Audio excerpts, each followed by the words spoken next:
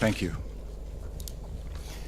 Ladies and gentlemen, dear colleagues, good morning and welcome to Interpol's General Secretariat headquarters, and thank you for being with us today.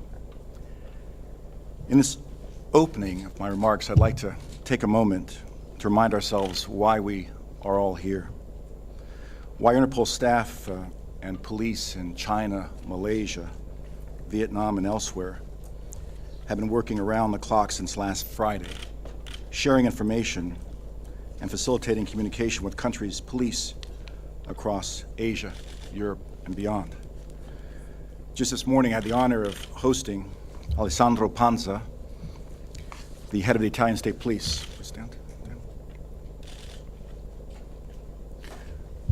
Italy has played a vital role in making sure that when a passport is reported lost or stolen in Italy, the data is entered into Interpol's databases for one reason: so the data can be screened before people cross borders and before people enter planes.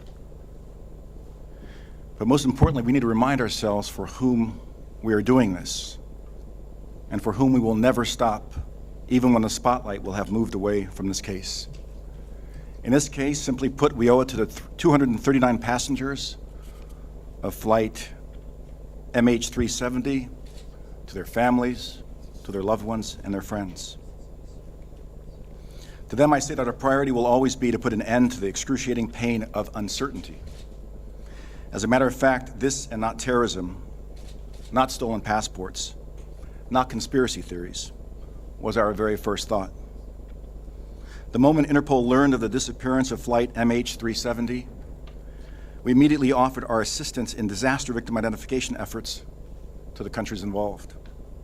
That offer still stands, and Interpol is ready to honor that commitment the minute the fate of flight MH370 is ascertained. In parallel, we continue to work with our member countries to follow all available leads and examine all options, including terrorism, organized crime, illegal movement of people, whether in the form of human trafficking or smuggling. We have information to share with you that hasn't been publicly made available until now. Could we have the slide?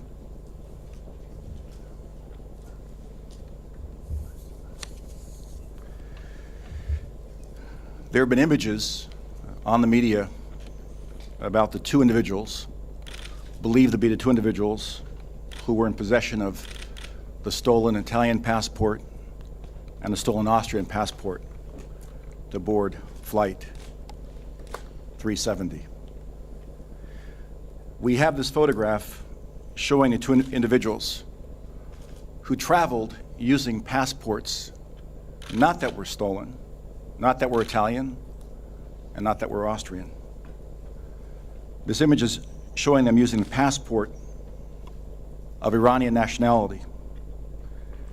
The names are P-O-U-R-I, first name, Puri. Last name listed on the passport is N-O-U-R-M-O-H-A-M-M-A-D-I, Puri Nur Mohammadi. Date of birth, 30 April 1995. In the media, there's been reports of a 19-year-old. Again, what we know is it's the Iranian passport information. His identity is something we're going to ask the media and viewers around the world to help us confirm. The second individual, who I've not read his name in the media, is named Delavar, D-E-L-A-V-A-R, and the last name is Sayed Mohammad Reza, S-E-Y-E-D-M-O-H-A-M-M-A-D-R-E-Z-A. Again, S-E-Y-E-D-M-O-H-A-M-M-A-D-R-E-Z-A. Again, Iranian passport, date of birth on the passport, 21 September 1984. Neither of these Iranian passports were reported stolen or were listed in Interpol's databases. Therefore, any airline, any border control agency comparing these passport names and numbers against Interpol's databases would not have had a hit. We know that once these two individuals arrived in Kuala Lumpur on the 28th of February, they boarded flight 370 using different identities, a stolen Austrian and a stolen Italian passport. We are in the process of asking our member countries around the world to provide us any additional information concerning the images, concerning the names of the passports, and the passport numbers. We're cooperating with Interpol Malaysia, Interpol China, Interpol Iran, and all of the member countries involved in this investigation. There's been great speculation ever since it was revealed that the two passport holders were carrying passports that were reported lost or stolen. Great speculation about whether or not this was a terrorist attack or wasn't a terrorist attack. And suddenly people seem to be concerned for the first time whether it's good or bad to allow people to travel the world using stolen passports. People began to understand how dangerous it is to have people travel the world using stolen passports. But already in the last 24 hours, you see the story changing as the belief becomes more certain that these two individuals were probably not terrorists. The interest seems to be dying down because they might just be people who are being smuggled or trafficked.